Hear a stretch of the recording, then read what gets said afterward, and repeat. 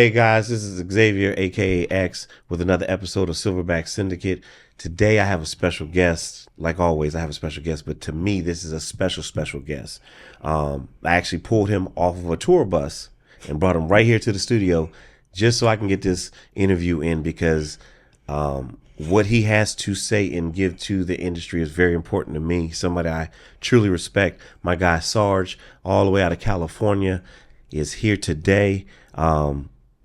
Sarge comes from many different backgrounds. He's a chameleon, but I'm going to let him introduce himself and tell the world who you are, where you're from, and how you started in the game. Well, again, my name's Sarge. Kind of like to leave it at that. But I actually am from a little town called Indio, California, where we used to not be known, but everybody knows us as the home of Coachella Fest, the Stagecoach Festival, one of the biggest festivals here in the States, Coachella, and then Stagecoach is the country music festival. I got my start at that festival in the campgrounds many years ago, making $10 an hour. Moved my way up. 2 years later, I was one of the directors for the festival. And then just through the power of networking, meet the right people, talk to the right people and not the wrong people, and start building your network. And next thing you know, just kind of things took off from there. But basically, essentially got started in the event world in Los Angeles, trekking back and forth 2 hours every single time, sometimes for $15 an hour. I'd go up there for $45 a day. I know it sounds crazy, but that's the type of work that I put in. Slept in my car, slept in friends' couches, and in the back of my car had every type of uniform that in case I go to a job with you, next thing you know, like, yo, we got a pool party right after this. Like, good. I got my khaki pants and my white polo, whatever the deal is. That's where I got my start in the industry and just kind of took off from there. One of the ways that I got into the music side itself is because I'm a big music lover. Mm-hmm. In addition to that, I was working with the Grammys, American Music Awards, Golden Globes, so on and so forth, and dealing with all the bodyguards who were coming in to do their advances, giving them what they wanted, answering the questions that they had, or already having the answers for them, mm-hmm. exchanging contacts, so on and so forth, and just kind of, being friendly. Yeah. Right? I think one of the things we find in their industry is sometimes we're not very friendly to each other. Well, that's a whole nother subject for another day. But just a little bit more on my background. Served in the United States Army from 1998 to 2004. Was a U.S. Army paratrooper. Nothing crazy, nothing special. Just a radio operator. Nothing, So that to say that my military background looks great on my resume, mm-hmm. but it doesn't necessarily always translate to the industry. Yeah. Take note on that. Yeah, that's something a lot of guys won't actually say out loud, which is the crazy part. I will. Because, we got a few guys right now making waves by, branding themselves as the military guy. Right. And I think people get it misconstrued. Just because they can run and gun on Instagram doesn't mean they were in the trenches kicking in doors or mm-hmm. any of that activity. Some of these guys never even seen any sand. So yeah. I'll leave it at that because I am a civilian. I'm biting my tongue on that one. I'm a civilian. But please believe if you have an issue, cool. But yeah, back to what you were saying. That does look great on my resume. A lot of things that I did as hobbies actually translate over, such as, the traveling, the working out, so mm-hmm. on and so forth. Those kind of things do transfer over to what we do. The health aspect, because again, when you walk into a room, you want them to be confident and like, yeah, that's my bodyguard. Yeah. That's my security guy. Yeah, that's my security. Not like, well, which one's your security? He's the bartender. So when you were doing when you were getting into the touring side of things, mm-hmm. did you branch off based off of your networking from working in your local area, or did you jump in with a company and they placed you? No, I've always operated independently. Okay. Just because that's just who I am. A little bit more of a background. I wasn't the nicest guy. Prior to getting into the security industry, I got fired multiple times I'm going to be 100% honest. I got fired multiple times for fighting on the job. And it wasn't security. Mm-hmm. So my dad always joked, oh, you finally found a career that you can actually get paid for? And I was like, thanks, Dad. But, I forced myself into having to fend for myself. if that makes sense. Yeah. But it was also probably like looking back on it, like I had a really good job as working for a municipality, a water company, right? And I got fired because I body slammed a guy in the middle of the street who was my coworker. And I didn't know, but that was the best thing that could ever happen to me. My dad actually retired from that company. It was probably one of the most embarrassing moments ever for my dad. Who to this day I still apologize, but my dad's like, let it go. Look at who you are now. Yeah. And I'm like, yeah, I know, but like I just try to imagine the embarrassment my dad felt. But that's why it's very important to me that my dad is proud of me now, because I want to make sure that he knows, like, yeah, it wasn't like that time that like, hey dad, I know I embarrassed you during that moment or whatever, but also to my dad being the man that he is, he was like, yes, he deserves to get fired. Yeah. But that pushed me to a point where I had to make this happen, because by that point I already had 2 DUIs, right? And I was unhireable. Yeah. You know what I mean? Anywhere that I had to go, that had to, well, yeah, they run your record and it's like, okay, well, you have a DUI. Our insurance won't cover you to drive. Now, I could have been just driving a regular pickup truck from point A to point B, but, I couldn't even get hired as a driver for Napa. You know what I mean? Just to drive auto parts, because insurance wouldn't hire me because of the things that I'd done in the past. I was fortunate enough to be able to kind of maneuver my way through the contacts that I made in the entertainment industry in LA. Yeah. Those are the things that got me to be able to move forward, right? Next thing you know, I bring people I'm doing walkthroughs for. They were like, okay, well, this guy was pretty good. Now we're coming into LA. Hey man, we're coming into LA. Would you mind, I appreciate the job you did when you walked us through XYZ. We're looking for an advanced guy. All right, cool. And then just kind of start moving up from there. Okay. I can go over the whole entire story, but essentially got started at Coachella Fest as a $10 an hour guard and just moved my way up through them. But like when you talk about in the trenches, I was in the fucking trenches. Now you're doing world tours. Yeah, exactly. But I will still go back to that festival. Actually, this would be the first year I've missed in 16 years. Loyal to the festival. But, I've told guys this before. Keep something in your own backyard. And you've been ripping and running for many years, but like you said, I haven't missed that one. Yeah, for 16 years. Yep, 16 years. So whether I'm there I don't work for the festival anymore, but I'm always taking a client to the festival, and that's because everybody in the industry, meaning security guys, know I live there. So everybody's calling me. Why? Because they know they can save money on a hotel. Yeah. And like I tell people all the time, like, if you just, like, you ain't gotta, like, I'm not calling you to hire me, right? I'm calling you to let you know, hey, dog, you gonna be in my backyard? What's your favorite candy? What's your favorite drink? So on and so forth. Because the thing is, when I come into town, this is what I need mentally, right? I'm away from the tour. I get to talk to the homie, right? Right now, this is a conversation for me. This is not a podcast. Yeah. You know what I mean? So those kind of things, sometimes we need as agents too. Is like, give me a little piece of home. Like, I come into town, people are like, yo, what do you want to do? Like, nothing, just kick it on the couch. Watch when you told me you were coming in, I didn't immediately think about the podcast. I said, let me know if you need something. Right, exactly. I got you. Like, what you need. Right. So having those kind of things helps out. Yeah. Right. So again, people call me all the time when they're coming into town, like, yo, Sarge, we need this. Like, man, you want to know where the best tacos are? Like, you got Yelp or you got the homie. You know what I mean? Or we're going to go to my tia's house. You know what I mean? Yeah. Or whatever the deal is. And to be that kind of resource to not only for security, but just as a friend to other guys in the industry, you know what I mean? Give you a little piece of home. Yeah. Or like, we over here, like, yo, all right, give me a minute. Yeah. Call somebody real quick. Because guys, y'all got to understand, you it's not a check-in. Some guys will probably think, oh, you just checking in. No. I'm just tapping into my peoples. Because I know if my people tap into me, I'm going to roll out the red carpet. That tells my mind, hey, such and such is moving around. Make sure you pay attention to your phone.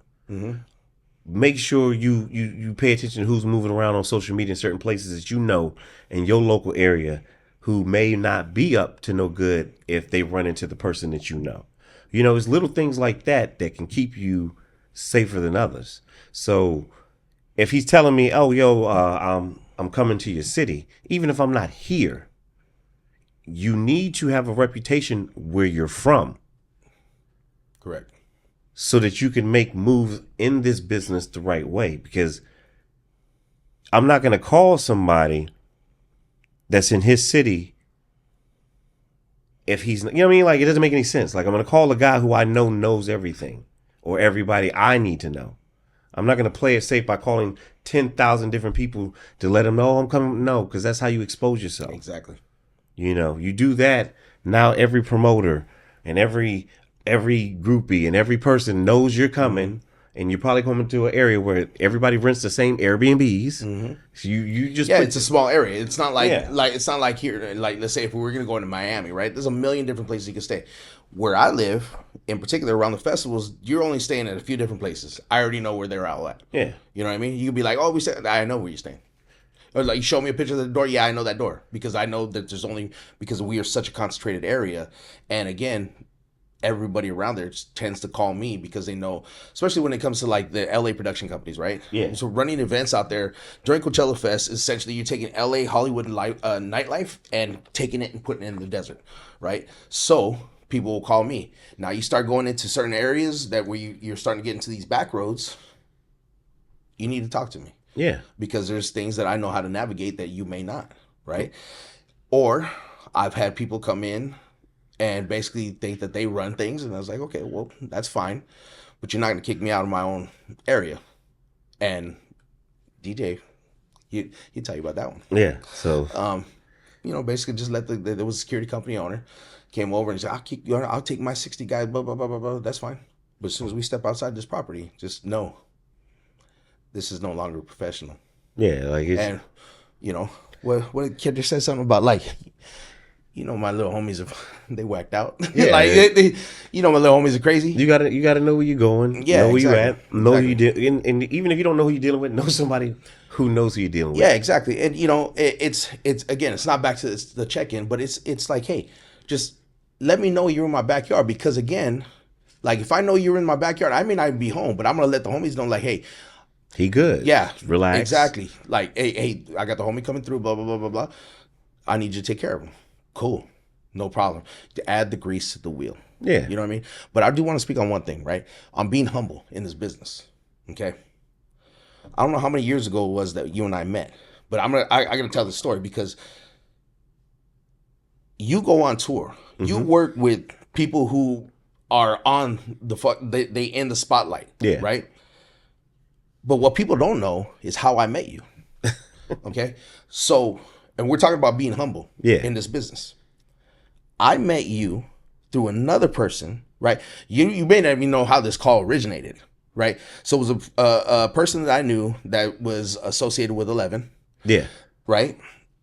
I called her, and it was during Super Bowl weekend when they were in Miami. And the artist I was with had an Airbnb. They can't have me there 24/7. They wanted to. I was like, I needed somebody to cover these particular hours at the house, right? Boring ass estate security, just sitting there, right?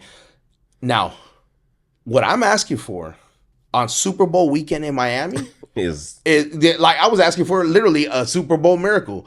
I was like, I know that nobody's available, so I got a few different guys, and you were one of the guys that came recommended. Yeah. Off another job, probably no sleep, but you came through and you had it. I was actually at one of my contracts because we had a big event for the Super Bowl. And I got a call at like 12:30, 1 in the morning from a buddy of mine who is a larger company based out of New York. He calls me, he goes, hey, X, I need a favor. I'm like, what's up? He's like, there's this guy named Sarge. He needs this, this, this, and this. I'm like, what, just to fucking sit at the house? Like, that's my brain's like, yeah. Wait, you're calling me to go sit at somebody's house on Super Bowl weekend. Right, exactly. You hear this music. I'm outside the freaking venue right now. He's like, I just need a favor. I was like, all right, bro. So they sent me your number. I show up. I don't come like, no. Hey, woo. Nope. I came in the outfit. That's the point. He did not come in hot like that. No. He didn't come in like, oh, I'm this, I'm that. No. You came to do the work. I didn't say I didn't say a peep. Right. This is not. See, you gotta saying something about me. I don't I don't care about all that other stuff. If you call me and say, hey, I need you to do something for me, this is what they need. This is not something, quote unquote, my resume should be doing. It's not a call I would even take. It's something I would send one of the newest guys ever. Definitely. That has to earn it. And I was in the suit when I got the call. I showed up in a black BDU and polo in less than 30 minutes because the outfit was in the car. Because you keep your bag in the car. Something you should never lose. Yes. Never know what job. You never know. I have my backpack sitting right outside. You got to be ready. And I went to the location. I met the man in charge, which was Sarge. He doesn't know me from a can of worms. I just, hey, how you doing? And he went in his mode. Hey, this is what I need you to do. He was very direct. Boom, boom, boom, boom. Okay, cool. You call me if you need, because he doesn't know me. So he did exactly what he was supposed to do. Hey, man, you call me. He simplified it for me without being disrespectful. I took it like you're supposed to. Any other job. And I sat there for those hours that you required me to do. And I did my laps and my loops and all that other stuff. And then I gave you the report in the morning and I went home. Yeah. The point behind the story is that you never know where these things can lead. Yeah. You and I have toured together. You and I have stood in the same barricade together. Yep. I've recommended you for a tour, right? All to go back and say, this guy stepped up, did a job that, again, like what our resume, like, I don't know if I want to be sitting on it overnight, right? I get it. But it's knowing sometimes and checking that person's background, like, where can this lead, right? Yeah. Now, when I got anything going on here in Miami, you're one or two people that I call. Yeah. Right. And I had another situation. I had there's just, somebody I'm looking for in a certain area. Can you do a little background check and maybe just let them know that I am who I am? And that was my favorite call, honestly. Oh, I know. As a father, I know that was your favorite call. That was my favorite. Oh shit! Give me a second. Yeah. And within 5 minutes, I had to call back, and things were taken care of. Yeah. Right. So that I really wanted to point on about being humble. Right. Sometimes use your fucking head. Do a little research and find out who it is that's calling you for these jobs, because you never know where they're gonna lead. Yeah. Because now I got a lifetime bro from the West Side. You know what I mean? And you can't honestly, bro, like in this industry, you're going to meet a lot of different people. You're going to run into a lot of different energy. When you run into a wrecking ball like yourself, you got to love it and you got to appreciate it. Yeah, right. And you got to cultivate those relationships, because we don't know how long we're going to be here and be doing this stuff, but you got to make it worth it. You know what I'm saying? You got to have people you can trust while you're out there on the road. Yep. Because you got to work with the people you like and love, because they're going to have your back. They're going to become a part of your family. So this is somebody that I consider family. You know what I'm saying? Like, I'm going to call if I need something. I don't have to have an ego about it or feel humble. It's going to be a call. You know what I'm saying? So one thing I'm going to segue to is a little niche that you've etched out for yourself. A lot of your clientele that you deal with is females in particular, which is actually a niche market that a lot of people don't tap into or even think of tapping into. You want to tell everybody how that works for you? So I would say the easiest way to explain this is this. Earlier in my career, I worked with males. And because of my height, and it kind of limited the people I was able to work with, right? So that being said, I was never the primary agent. I was always the advanced guy or a driver or something like that. Then finally, when I was able to be the one and only, it was, as a man, if I tell you, X, I'm going to be about to be your bodyguard. Now, how would you take that? We're not friends here in this situation. Oh, you're you. You are you. And based off stature and so on and so forth, I'll tell you right now, if you tell me, like, if you come to me and you tell me, yo, I'm gonna be your bodyguard, I'm like, okay, you're gonna stand the fuck over there. Yeah. Because I don't want nobody seeing that I need a bodyguard. And that's what I got a lot of. So it's very standoffish when it comes to dealing with the principal themselves, Whereas like I didn't get the communication because I felt like sometimes they actually wanted me to fail because they wanted to be the alpha, right? A true alpha never has to say he's an alpha, nor does he have to set anybody up in those situations in order to prove who he is. But I was finding that was happening a lot. I was forced to be a wingman, and I didn't like that because my personal life is my personal life. When I'm working, I'm working. I'm not there to get pussy. You know what I mean? If I'm going to do that shit, I'm going to do that in my own personal time. Yeah. That's me. But I ended up being forced into situations where now I'm giving out my phone number instead of my artist phone number. I am having to get up in the middle of the night, collect phones, get NDAs signed, and then at the end of the night, once business is done between these two consenting adults, now I gotta, here's your phone back, and make sure you did sign the NDA, right? And then send them on their way. Now I'm off tour. I'm getting calls, text messages in the middle of the night. And you got caught in your personal life. Now it's like, well, who's that? And how do you explain to the woman who's sleeping next to you as you're looking at your phone at 2-3 o'clock in the morning? You get a picture of a naked woman. That could that definitely get a little tricky. So that those are the kind of obstacles that like it created obstacles when it came to my personal life as well. So I try to pull away from that. And as I started pulling away from that, I actually realized that working with female clientele is actually more along the lines of what I wanted to be doing because it made sure that I kept a good, clean relationship at home. And they allowed me to be me, meaning allowed me to do the job that I needed to be doing, right? Okay. They trusted me because there was no other male figure or alpha per se in the room. I was that person. So it allowed me to be able to thrive and actually do everything that I wanted to do because I'm the middle child with 2 sisters, right? I got 2 daughters. I got a granddaughter. You're surrounded by ladies. I'm surrounded by ladies. Yeah. Even my dogs. You know what I mean? Like that's my life. Low key, I don't like boy dogs. I've only had girl dogs. Yeah, same.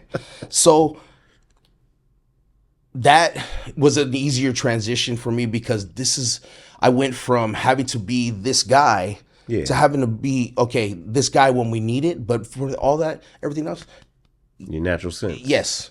To be able to understand that when this young lady is going through her menstrual period, you get a younger guy come in and oh, she's on her period. Like, I don't know what to do. I don't know what to buy, blah, blah, blah, blah. You're a girl, Dad. Yeah. When those situations come up, you know what to do. I get the variety pack, sports. Yes, there you go. So you have an understanding. And also on top of that, you are not embarrassed to go and get materials that need to be obtained for this thing. When those situations come, or have an emergency kit that you have to keep on yourself. Yeah. And that's as a dad, they're in the glove compartment, they're in the center console, they're in my bag, so on and so forth. And then I understand too that this young lady may be having certain cravings during this time. Don't worry about it because I do period parties for my daughter too. So tell me the list of what you want and I'll go get it taken care of. So I kind of found that I was able to be the nurturing father, brother, grandfather in that realm versus in the other realm, I'm machismo. Yeah, exactly. And dealing with that sometimes could be a little like taxing on the body and the mind. Yes. It's like, all right, dog, you're the big guy. You're the star. I get it. Okay. But this is my job. My job is to protect you. And there's sometimes they didn't want that protection. They just wanted the look. The crazy part is I tell guys all the time, size doesn't matter. Me and you've had this conversation before. I've said it in previous episodes. So you're the perfect example to a new guy or an aspiring guy who's not the largest in the room, but has probably just some equivalent military background like yourself with a little bit of street knowledge where you can make it throughout the industry and use your size to your advantage, just looking at it from a different perspective. Instead of saying, oh man, they don't want me, bro, because I'm not like these other dudes. Ooh. Instead, you're like, you know what? This is easier to deal with and more or less what I need for me personally as well. Because a lot of us don't get that option where we get gratification from the job and it doesn't kill home. It actually makes it a little bit easier. So, I think they need to model you for all the guys who aren't over 6'4", 6'3", or just anybody who doesn't feel like they're big enough even at that size. Because I know guys who are 6'3", 6'4", who complain that they're not big enough. And I'm gonna tell you guys right now, 5'8", in case anybody's wondering. 5'8", that's mine. Yeah. So there's a job for everybody, and you can use your size for everybody, and it doesn't have to be the big guy. A lot of times I lose a lot of work because I'm the big guy. So sometimes I'm like, damn, I wish I was a little bit smaller. I'd be super lit. But that's just the game. You got to get what you got. Use it to your advantage. You find your where you fit in. Exactly. So even you look at it right here. Perfect, right? This one is not they may look the same, right? But this is a perfect fit for this exact cut. This is a perfect fit for this exact cut, but this won't fit there. And that won't fit there. But they're both doing the same thing. Exactly. I think you're probably one of the only ones that ever presented the whole thing of like where I'm like, yeah, man, there's a lot of work I lose out on because I'm only 5'8", and you're like, there's a lot where I miss out on because I'm too tall. Yeah, exactly. And that's probably the first time I ever heard somebody actually say that. Yeah. So which gives me a little bit of like, all right, cool. So I'm not the only one who struggles. The height is not just it's not just a struggle on the short side. It's also a struggle on the tall side because it's in like, for instance, I just rolled off a tour bus. I'm 5'8". I can sleep like this, arm fully out, legs fully out. You can. I got to sleep on the front of the bus. Or like with your client that wanted to be macho because he didn't feel a certain way because another guy's with you. All right, well, guess what? Guess when we get the female client, like how you usually work with female clients, I do sometimes too. And then you run into that situation where she has a boyfriend. And now the boyfriend feels emasculated because his girlfriend, the girl that he quote unquote is supposed to be protecting, as a man, you want to feel like that, but then you are getting overshadowed by a bigger man. Yes, it can come into play. So it's a vice versa thing. There's lanes for everybody, but you just have to be aware of the situation and how people behave, and don't take it personal. It's just natural instinct. It just comes along with it. Yep. Now, speaking of what comes along with it, I constantly preach training. So you told me about your idea when you were working on it. You actually have a training academy that will launch very soon. And I want you just to let people know what it consists of, what you're bringing to the table. And I already know it's different from the other academies. So just let them know what you're doing on your side of town. He's going to be based in California. So basically, you have a bunch of different training academies that are out there. Without naming them, those, if you spend some time in the industry, you know exactly who I'm talking about. There's two main ones that are really recognized as, okay, if I see a certificate on your resume from these two particular schools, I'm like, all right, so you should know the basics. You should know the basics if you went through these schools. When it comes to security. Now, I can find 1 million guys that could do your job. I can find 1 million guys that do my job. But the things, I'll say, go back a little bit, in particular with touring, right? There is knowing how to live on tour and then security. Okay. You were hired because your position on that tour is security. So we know you could do that or else you wouldn't be on this tour. But can you do that at a pace that moves 100 miles an hour, that you are going from bus to hotel to venue, back to hotel, back to venue, and at the end of the night, shit, shower, shave, and then get on a bus on time to make to the next city. And in between that, I don't know, maybe we'll hit a club. Got a walkthrough. Right. Now, if you're not the type of person, or if you're the type of person that constantly forgets shit, like, oh, damn, I forgot my charger. Damn, I forgot my wallet. Damn, where's my phone? If you're that kind of person, you will not survive when it comes to touring. So this school in particular is not teaching the security aspect, but teaching the mental attitude you need to have, and also the physical fitness that you need to have in order to make it in touring. Because if you're a big overweight guy, you will survive a tour. But do you want to just survive? Because now if you're just surviving, what happens to you? You're no longer an asset. Now you're a liability. Because you can't keep up. Yeah, you got no problem holding down that stage, right? You got no problem holding down that barricade. But now they're waiting on you because you need to take your insulin shot. You need to do, I mean, and nothing against diabetics, but what I'm saying is like, you being overweight can lead to a lot of other complications, right? Yeah. And it's not just about being overweight, but also having the mental attitude of, are things all right at home? Like, part of what's going to happen during this course is my wife's actually going to come in and talk about what it's like to be on the other side. What it takes to be able to be supportive of your partner who is out there on the road. Because that shit ain't easy. Definitely not. That shit ain't easy. I'm on my second wife. You know what I mean? It's not at It's all. like, this shit's like a country song. Lost a wife and a girlfriend along the way. You know what I mean? And the dog. Many dead bodies. And the truck. Right? But it's, this school, primary concentration is teaching you how to, not how to do the security portion. That's a prerequisite. You better already be top of your shit because now you're getting ready to go on tour. The things that can get you fired on tour, right? Missing your bus call, missing lobby calls, flatulence. For those who don't know what that means, it means farting. Bad habits, snoring. Things like that, right? So if you know you have these particular issues, get them taken care of, right? Yeah.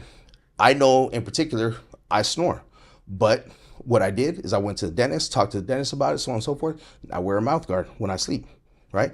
Is it the sexiest thing? No.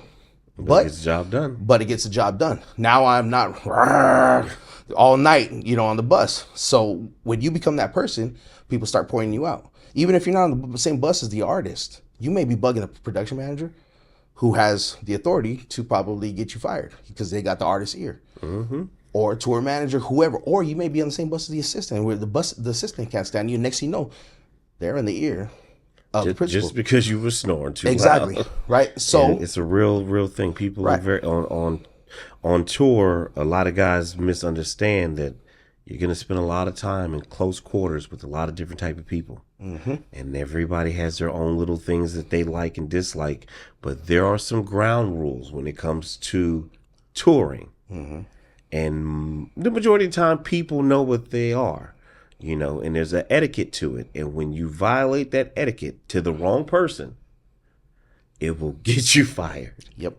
And that's how important it is for your social skills to be on par, which I'm pretty sure will be covered in that academy. Yes. This is stuff that you only get when you actually go out there, but you're not really going to go out there until people know you can go out there. Unless you get lucky and you get a brand new artist, you and them come in the game together. Yeah, and they don't know no better. Yeah, because they don't know no better, then that's cool. But majority of the time, the only way you're going to get on the tour is by somebody vouching for you. So if you can go ahead and find out all this information before you go out there and make the mistake, trust me, saves all the time in the world because you don't want to get sent home on the tour because then you also become that guy or, oh man, you heard what? And that carries on. Yeah, the road people are going to talk about you. Production managers, production manager for that person and that person and that person. Every time your name is brought up, oh man, we had to send him home because of blah, blah, blah, blah, blah. Exactly. And the story's going to get bigger and worse. As big as this industry is, at the top, it's very small. Ooh, very, very small. Very, very small. So it's teaching things like that. Also to teaching you how to, we were talking about the phone earlier, but using the apps that you have for the right purposes, right? I can sit there and I can go over and tell you all these different apps that I use, but literally that's going to be part of the class. There's going to be a section of the class where we talk about useful apps for the job. Mm-hmm. Okay. Instead of you bullshitting and downloading, I don't know, what do the kids got? What do the kids play these days? What's the games? Look at you. 2K. NBA 2K. They play. I don't know. Roblox. There you go. I don't know. Whatever. Minecraft. Whatever game. I just Tetris. That's all I know. But instead of bullshitting and using that, right, or downloading all these different crap apps to your phone, download apps that are actually going to be useful for the job, right? So one of the things that I like also too is how to use your phone. What type of phone do you have, right? You have iPhone. I prefer iPhone, not because of like, oh, because it's superior to the other. But just for me, it's a lot simpler because shit, about 90% of the people that we know use iPhone. So for instance, one of the apps that I use a lot is Notes, right? I could pull my phone up right now. I've been using Notes since 2014, the Notes app on the iPhone. I could pull up shit right now that if you tell me, hey, we're going to go do a party at such and such ranch out by Coachella, right? All right, cool. Hold up. Let me see if I can pull it. Go through my notes. Boom, boom, boom. What was the name of the ranch? Oh, it's called such and such ranch. Boom. All right, boom. These are notes that I got on that place. Here's the maps, blah, blah, blah, blah, blah. It categorizes all that stuff, and I could literally just type in the word that I'm looking for. Or let's say, again, if it's, Ranch X, right? I type in Ranch X. Oh, yeah, it looked like we did a party there in 2014. Let me shoot you over the map. I totally don't use my notes for that like that. I do it like to share information. That as well. I thought that's what you were about to talk about. I didn't know you could do all that other stuff. Right. So, I do it for that as well, though. Like, if we're all on iPhone, so to have like a working doc versus like, if I don't have a screen, right? Yeah. Google Docs is great if we're going to be working like to keep something as a working document, right? So you're advancing, right? If you're out in advance, which I want to talk about them glasses, love them. Great fucking tip. If you're advancing, right? Now you're sitting back at the hotel, you're wondering what I'm doing, right? So here I am updating all this shit. Yeah. I can share with you. I can share with our driver. I can share with all these different people. Boom. Drop maps on there. Drop contacts on there. And I like one of the good things that I like about it too is if we're going to do a particular show, let's just say we're doing a particular show here in Hollywood, right? And instead of me going back on the emails and like, fuck, where's the email? There's a contact. I drop all production manager. Boom. Contact. Boom. You have a quick reference, right? You just go straight to that note, production manager, boom, hit the call right there. Instead of having to go through all your emails and all that shit. So it just gives you one little quick central location that you like comprise everything in one spot. And now every one of us that have an iPhone can look right on the notes. See, I just learned something new because I damn sure wasn't doing it like that. I was only using it like one situational way. No. Learn something new, and I'm not even at the academy, so I got some free. That's a free gym. Okay, the next one, $5.99. We're gonna have to, But those meta glasses, bro, I love those things. Yeah, I see a lot of guys showing their movements with it down, and I'm laughing. I'm like, everybody laughed at me when I was like, "Yo, do this." They was like, "What? You gonna carry your glasses?" The first, when I saw you did, I was like, "Motherfucker!" Got like, because it not like. Motherfucker in a bad way, like, God dang it. Like, yeah, I'm not even a techie. Why did I not think of this? I'm not even a techie guy. I was like, you know what? Let me try it out. So have you tried doing it like a live advance? No. Okay, so because it's all meta, right? It connects to Facebook, Instagram, and WhatsApp. So right now, I can go to the venue and you say, hey, I'm stuck at the hotel. Sarge, I need you to go over there and I need you to show me, like, okay, well, I'm going to send you some video. No. I don't want video. I want to see it live because I want to see it as if I'm there. Cool. Slap on my glasses, turn them on. We go to WhatsApp, create a group chat. It could be me, you, production manager, tour manager, whoever you want on there. Create a group chat and boom. It's like FaceTime, right? I didn't know they were connected with WhatsApp like that.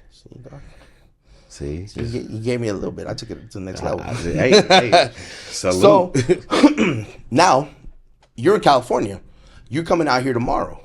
But I'm out here, I'm advancing today. Yeah. I can send you videos, but that's exactly what I want to see, right?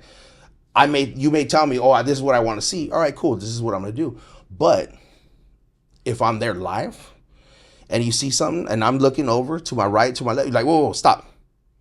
Look over to the left. See that door? Now look over to the left. All right, now walk through that door. You could be directing me exactly what you want me to do. Yeah. You know what I mean? Well, what's that? Sarge, look up. Okay, so now I'm looking up. All right, you see that hatch right there? Is that an emergency exit? Like, you can literally ask me live questions instead of like us going back and forth. Hey, why don't you go back and give me another video? Like, I ain't got to do all that, right? And also, too, I can screen record that entire thing so you can go back and reference it. What I like to use it for as well is, let's say I'm on Advance and I want to send you want to know how far, time-wise, is the walk from the bus to... I don't know, catering. Here we go. Beep. Turn my thing on. Walk at a normal pace. Get there to catering. Doop. Now, sending the video, 34 seconds. 52 seconds, whatever. Not only that, they get the route and the real time. Yeah, you get everything. And that's part of the class as well, is teaching you how to use technology for the right purposes, to where you believe it or not, it's so funny because some people don't even know about some of this stuff. You look like a damn genius. Yeah. It's too easy. It's too easy to look like a genius if you know how to use your technology properly. Like I said, I'm not even a techie guy. Me neither. But everything he said just now, I completely understood. So that can tell you it's not that difficult. But you just got to think outside the box. One of the biggest misconceptions is like, you have to be the strongest. You have to lift the biggest thing in the world and shoot the fastest. We understand there's a difference with brain versus brawn. Correct. Now, it's great when you can mesh both of them. Mm-hmm. But you can't have one without the other for the most part. But, you tell me, what do you think is what's what in your outlook on it? So I think in particular, everybody has a role to play, right? Now, if I could build my ideal team, I'm going to build it just like a football team, right? I'm quarterback. I'm going to need a running back, and I'm going to need somebody to block. Those are my basics. Mm-hmm. We trying to score every single time. Not right. If you're playing right, you're going to be on offense. You don't want to have to be on defense. But in this situation, that means that you fucked up somewhere. I'm going to be honest with you. But I want to quarterback everything, right? My principle is that ball. The running back is going to be her actual body agent, the guy that's right, however you want to call it, EP guy, whatever the deal is. Whatever people refer to everything, but I would just say, for just keep it in layman's terms, the bodyguard himself. That is my running back. Right? My blocker is going to be not a guy my size. I need a guy your size. The people mover. The people mover. The guy who can see over the crowd. Who can see where I can't see, because everybody else is going to be my height or taller. So I can't see through this crowd. But I'm going to tell you what I need. You're going to clear the path. I'm going to guide my running back, which is my body guy. Tell him where you go. You follow your blocker. Mm-hmm. I'm gonna be right behind you. I got you 6. He's your point man. You follow him. Principal right next to you. And if I'll move in either side, if I would, however the position is, or whatever the situation dictates. But the point is, that's the way I try to build things. Is everybody has their role. Now, those roles may switch. Now we're going to award ceremony. She doesn't want this big, overpowering looking guy on the carpet, because now everybody's like fascinated, like, man, who's this big guy with you? Who's this big guy with you? They get distracted just on something simple as size. It happens all the time. Yeah. Now the fans want to take a picture with you, something like it turned into a million different things. Now we're gonna switch that out. Quarterback's gonna come. Quarterback looks average. He's not a big guy, don't got the big broad shoulders. He looks unassuming, right? But that's the man that knows how to zigzag. He's the one that knows the entire game plan. Not just that. The tabloids don't think she's with the average guy, but if the bigger, correct, grandioso, more looking dude is standing there, oh well, that must be her boy. Oh, she's sleeping with her bodyguard. Like it, all sorts of things jump off. Yeah, and I'll tell you, I think some of it has to do with my age as well, but I don't get mistaken for any of those things. Yeah, it's like, that's, I don't know, maybe that's security. Maybe security, right? It's not, I'm not taking the attention away from the artist at all. So again, based on the situations, that's going to be the players that I use. So again, the big guy has his role. And then also too, there may be, going to a club tonight. Mm-hmm. Okay. So guess what? I am not carrying the ball. But I'm going to go set everything up. Yeah. The quarterback's going to go make sure that we got all the drinks that we needed, all the mixers that we needed, make sure everything's on ice, make sure that we have whatever they asked for to be inside the booth, so on and so forth. I'm setting up everything. And then hand the ball off. Y'all call me when you get back on the bus. Now, every position you just mentioned is exactly what I mean when I say brains versus brawns. You actually need some of both. Because even if you're the big guy that's walking the front, people moving, you got to have good feet, so you got to be in shape. Correct. Okay, you got to have good social skills because you can't just be pushing people over and being all aggressive. Like, yes, you are a people mover, but it doesn't mean you have to put your hands on anybody. No. You could just say, hey, guys, clear the path. Excuse me. Blah, blah. They usually just move out the way. Yep. So, you know, you have to have some type of brain power and understanding of how that works. Right. You also need to understand laws because you know what Yes. you can and can't do. And how it's going to make you look bad on camera because Correct. there's a camera everywhere. That's but every position that you named requires brain power as well as them using their body type and their stature to their advantage and having the understanding of ego. Ego is just as much as important as the equation. Understanding that everybody plays their position. You don't need to be jealous of the quarterback. You don't need to be jealous of the people mover. Oh, the person in the front, he got caught in more picks. I'm feeling some type of way. Ooh. Like, no. The invoices are always hitting the same. Exactly. That's what matters. That Going is home that is your thank you. safely Yes. is what matters. Knowing that that guy that you work with has your back. That is a precious commodity because you don't always end up on a team with a guy that you like or get along with. Yep. Or that you had a, you know, usually we work with people we know. You know, if your network is big enough, or there's somebody you know that knows that other person that can give you, say, hey, oh yeah, he's a good woo woo woo. Give you some understanding, because Or even tell you like, hey, he's good, but you know, here's a couple little notes. You know what I mean? or you may be an overwhelming personality, and he knows that that person might not mesh well with you if you keep woo woo. So maybe he's warning, hey, mate, pull back on how you are sometimes, because he don't. If y'all trying to get along, like you can, all those things play a part because you take the ego out and you work as a team. Because I want to go home. Exactly. And I can't be looking over my shoulder hoping that this dude is a stand-up guy and is going to do what he has to do if our backs ever get up against the wall. And at the time and day and the place and age that we live in, it's going to happen. Oh, definitely it's gonna happen. More than once. Yeah, a lot of people are brave behind that camera. Oh, You know. Yeah. So we've all been in them situations. yeah. You know, but going back to, you know, kind of what the school's going to be teaching is not so much the security aspect, but again, going back to, we're talking about physical fitness. Now, am I the most physical fit? No, I'm not.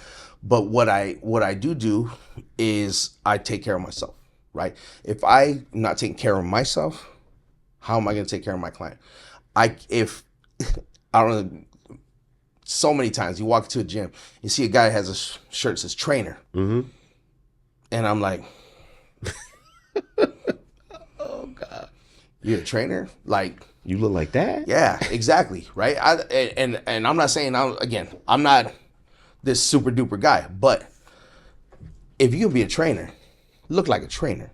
You know what I mean? Also, too, when it comes to this job, you want to call yourself a bodyguard? Go ahead. Call yourself whatever you EP, CP, whatever P, right? But look the fucking part. Look the fucking, at the very least, look the fucking part, right? Because I know when I walk into a room, and I'll tell you that, I would say this with confidence. I'll walk into a room, there's 100 people in that room. And if somebody says, oh yeah, that's the guy he's a bodyguard. Ain't nobody they're looking right at me.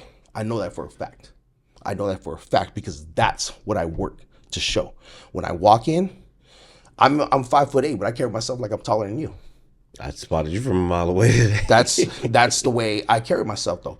Because also in that is, do I think I'm the biggest, baddest dude in the room? No, I don't think that. But I believe it in my head, because if I don't walk in with that confidence, it's going to shine through. The confidence shines outward, right? Yeah. And so does your, what's the word I'm looking for?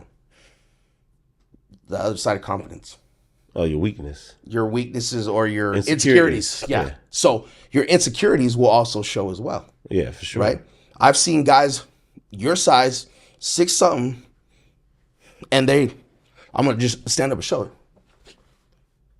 Dog, stand up straight. Like, don't make yourself smaller, right? Don't do that.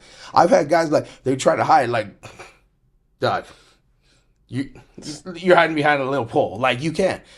If you're going to be in this job, Yeah. look the fucking part, put in the fucking work. Because if you, it's so funny to me that I will see sometimes on social media, they'll be like EPCP, this.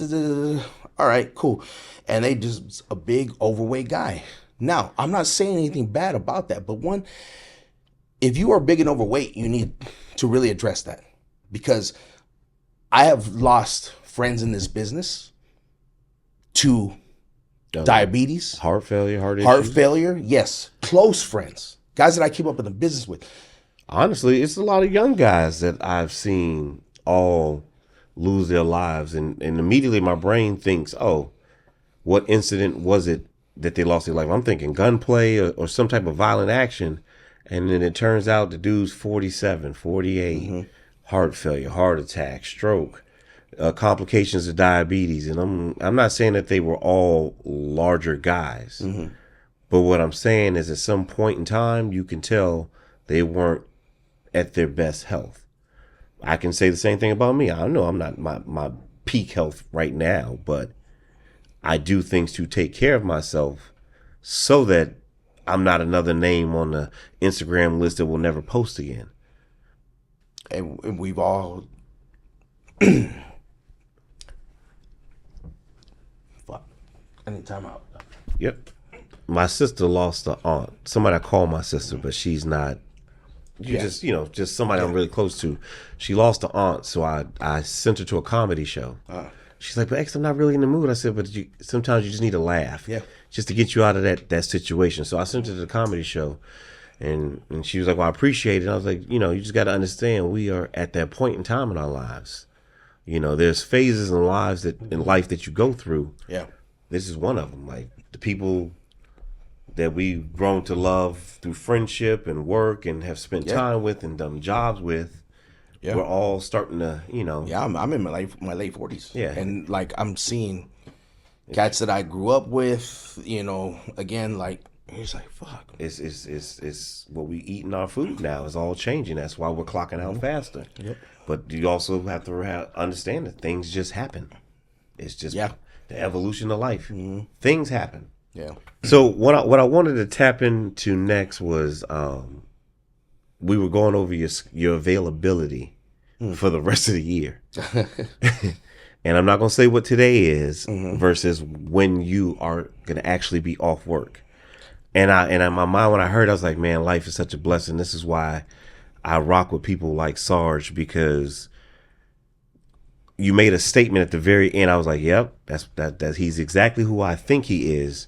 Because you set a time frame and you said, I'm not going to take any more work after that. Yep. And I knew why you said that, because I know you to be a family man. Yep. You know what I'm saying? Like, I know that to be true because you've called me for something. Yeah. And I know what that requires because you are a family man. So for that, just that reason, I've always rocked with you. I'm one of those guys, for better or worse, I'm with them. And you're one of those guys for me. So when I heard that statement, I was like, damn, I got to make sure people understand how this goes. But you're going to be spending a lot of time away from home. Yep. And I know there's a pull with that. You're making a sacrifice so that you can provide. I understand that because we run that same lane. But I want you to just tap into how it affects you mentally, and why I know why you train hard. It's therapy. Yeah. It is. It's the way to function out here. I totally understand that. But you also mentioned your wife will be speaking at your academy. And I try to explain to people that this has a toll on you when it comes to your loved ones. Yeah. So if you're willing to, I want you to tell your perspective of how it affects you and what are the things you do to try to overcome and continue to have a successful marriage and continue to be a present father and a loving grandfather, and just be a dad, because it's a hard thing to balance. And I feel like on paper, you got a good understanding of what you and your life needs. Yes. So I would say, like, the way I try to balance it is, one, like, don't ever expect it to be balanced. Yeah. It's, especially with the amount of time that we spend away from home, it's, the scales are over here, the amount of time you spend away from home. But when you're home, if you do it right and you budget your money right and the way you should, it'll be the other way around. Meaning, I work 3 months straight. I could take a whole month off if I wanted to. Unfortunately, I can't because I own a company. So hey, me being away, honestly, is like such a little break from being in the office and all that stuff. But it's also after 2022, I decided I was going to leave touring, and I took 23, 24 building. I mean, I already had the company, but just more of building things the way I wanted them to be set up so that I'm able to keep a better balance, right? It's never going to be 100% balance. It's going to be 60, 40, 70, 30, whatever the deal is, right? But the way I try to do it is I learned from early in my career where I was building. I got to pour this foundation, right? And it's the same as any other house you're trying to build. I was building the foundation, right? And there's a lot of people who relationships I had sacrificed during that time. My relationship with my kids, who are now adults, was very on off in terms of like good terms always, right? But as they're in elementary and middle school, teenagers become teenagers. You have a daughter yourself, and sometimes daughters expect you to be there. Yeah. For every little thing, as they should. But I couldn't, because you can't get a 14, 15, 16, 17-year-old to understand where our frame of mind is as a father who is out there busting his tail to establish these things for them, right? When our kids come into the house, they don't think about the foundation and everything that's poured into that with the actual concrete itself, the forming of there's so many different things that are involved in just pouring the foundation. But when they walk into the house, all they see is the house. Yeah, because they're right? a kid. They don't know about exactly. So now, as they've gotten older, they've gotten a little bit more realization, especially like, let's say my son, who now has his own daughter, of why I did some of the things I did. My older daughter, our relationship is good. Could it be better? Yeah, it could be better. But she knows I love her. I know she loves me. I'm her dad.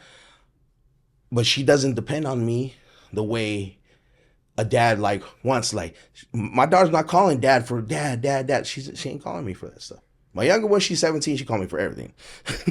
But my older one, she's not. But because she learned how to be more independent. Yeah. Right? This young lady graduated college, moved to LA all on her own dime, didn't ask me for it. And as a dad, you're proud, but then you're like, damn, why you come to me? How come you don't need me? You know what I mean? And so now, currently she's in her master's program there at USC, which I'm super proud of. But we still have our, we're not as close, right? My younger one, her and I are super close. But that's because I've been able to, when I built the foundation, now I'm in the house. And you learn too. Right. And I learned, right? Now, is there still the imbalance? Yeah, there's still the imbalance. But also too, when I'm home, exactly, I go to the office, do my office time at the office, and then I'm home every night for dinner. But keep this in mind. I know you probably thought about it, but maybe not even realize it. The reason why your oldest is moving the way she's moving is because she saw it in you. You can't teach drive. Yeah. You have to see it. So she may not have understood you at that time when she was going through her teenage years. But now as she's becoming a young woman, and she sees how the field looks, she knows how to operate in it because she got it from you. So you got to take some solace in that and understand that, yeah, damn, I wasn't there as much as I wanted to be. And yes, I was growing as a man while being a father. Exactly. That's a part of life. Yeah. But they'll understand why, as they gather life, why it is what it is. Yeah. That's why I'm more forgiving to my parents for a lot of stuff, because I'm like, oh, okay, I get it now. Yeah. So just take some pride in the fact that, yeah, she going hard in the paint, because you said your daughter's going to get a master's. Yeah, at USC. Exactly. Did I mention that? Yeah. My daughter and O.J. Simpson have in common. Yeah, see what I'm saying? Like, you gotta understand that Right. comes from seeing you go hard in the paint. Yeah, I really hope that like she's gotten a lot of that. Again, just like you said, like through osmosis. You know what I mean? Where it's like, yeah, she may not have liked the fact that I wasn't around a lot, but it also too, it's what made her as tough as she is. Thankfully, she has a great stepfather as well, and her mother, still one of my best friends. Well, see, you gotta say shout out to the moms, because number one, you picked her mom, she picked you. Y'all made a child, okay, and then at some point, y'all figured out how to work together to raise that child, right? And that's why she is who she is today. Yeah, my ex-wife, she couldn't be supportive of me as a wife. Yeah, but as a friend, she was 100% supportive of what I was doing. Because she loved you and understood the assignment. It's just sometimes what comes with that assignment, she wasn't ready for. Correct. And we've seen that 1,000 times. And we respect those women who bow out because they are good women and they have boundaries and they deserve what they deserve. And if they're not getting it or we're not giving it, we at some point in time in our manhood, we understand it is what it is. And I'm glad you made that choice for yourself. Yeah, exactly. But I'm not going to punish you because you didn't choose me. Yeah, exactly. I'm still going to be a solid dude and we going to rock this out however we need to. We may not always get along throughout the process. Yeah, right. Because I'm an asshole. I hate myself sometimes. So I never get mad at somebody being mad at me. Yeah, yeah. Especially one who put up with me for years. I'm like, oof. Yeah. Jesus. But sometimes they're the only ones that can really tell you the truth too, though. That's I mean, that's who her mother is to me. She's one of the like, hey, was I wrong here? She'll tell me. Yeah. You know what I mean? Like I said, her and I, we started dating when we were like 13 years old. So that was like teenage, love, whatever. But also too, we grew up together. Yeah. I grew up in her household. She grew up in my household. So we've always maintained being friends. And then, like I said, the man that she married had no kids, but took my kids on as if they were his own, which I fully respect. It actually works with me part-time as well. Yeah. So and this is what guys need to understand. Like, the reason why I feel like you're successful. Ooh, I'm chapping. Yeah. The reason why I feel like you're talking about success is because your foundation of your home life reflects that. You can't be on the road and not have peace at home because it'll be chaos for you. Oh yeah. So this is the stuff that I'm trying to get guys to understand. Like, this is it's a lifestyle. This is not you can't just pick and choose what you want out of it. If you want to be successful, if you want to make a name for yourself, if you want to be the next big name out there, or the one with the most followers because you do good work, this is the stuff you have to take in mind. Like, you're talking about somebody who has a military background, has worked the private sector, is touring with some of the most well-renowned artists that you can think of, and he's telling you what comes with it. So you have to take heed in that and understand this is not just one person constantly saying it. I'm bringing multiple people from multiple backgrounds in this industry, and everybody's pretty much on par with the same thing. The foundation at home is what reflects in the work too. Yeah. So, and also too, it's like, if you have chaos at home, how are you going to be mentally focused on what you need to focus on? So that's why if you are a married person, you do need to have that strong partner at home. My wife doesn't bug the shit out of me while I'm at work because she knows she's just as busy. Find somebody who's just as busy as you are. My wife, when her and I first started dating, I was already touring. So this has been her life. She never knew anything different. Like, the joke was during COVID was like, why you here? So, that was a tough transition. Oh yeah, it's like I lost my shit. We were both kind of like, I hope you're cool. I know we've been kind of living together here and there, but yeah, you know what I mean. It's having that good foundation at home, which it shit perfect. No, it ain't fucking ever perfect, right? But the thing is though, is being able to know that, like, I ain't got to worry about shit. When I get home, is my shit gonna be outside? I ain't gotta worry about all that stuff. You wanna know why? Because it's my wife. She made a commitment to not only to me, but to this lifestyle of, she doesn't require her husband to be home and be right there every single little thing, right? Have I set my wife up properly with the right support system at home? Okay. So luckily my son, he's an adult, right? So if something needs to be done man-wise, there's my son. He steps in, right? Or even my dad. He's a little bit older now, but you know, the benefit of that one, like he actually coached my daughter my wife when she was a little girl. So like he's known her since she was little. So, you know, he takes that like that's his daughter as well. I've set her up with a good support system as far as that's concerned. Yeah. Everything that needs to be taken care of, I get these things taken care of before I go out on tour, right? So it also requires you to be a responsible fucking adult.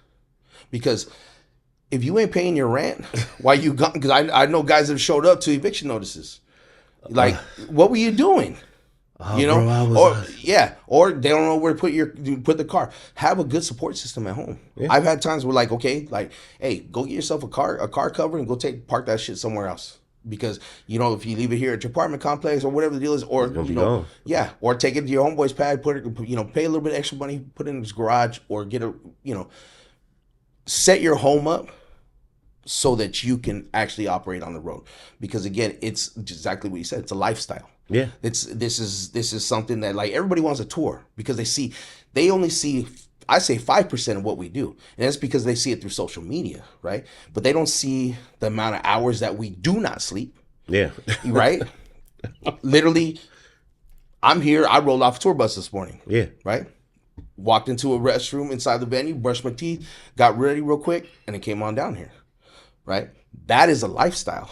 And right after I'm done here, same thing. My backpack's sitting right outside. I am dressed in what I'm wearing for the show. Yeah. You know what I mean? Good to go. Right? So can you operate that way? Right? And again, going back to the congregated setting where you're living with 5, 6, 7 different people on a small ass bus. And that bus gets even smaller when you have 7 people who have their own habits, right? Whether it be drinking, smoking, or whatever, or they just talk a lot. Or like my counterpart, boy, he's a bear.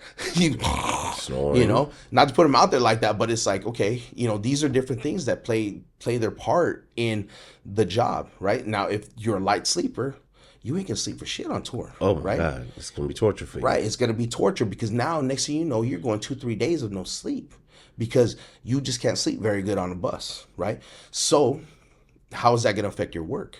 Or I can't sleep in the cabins on the bus. So do I sleep good for 3 months out that year? No. But again, it's a lifestyle, right? I don't brag about the amount of hours I do not sleep, right?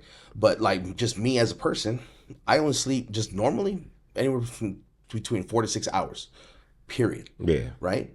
Now, when I'm home, I love me a nap. Like 10 a.m. I try to keep it at 4.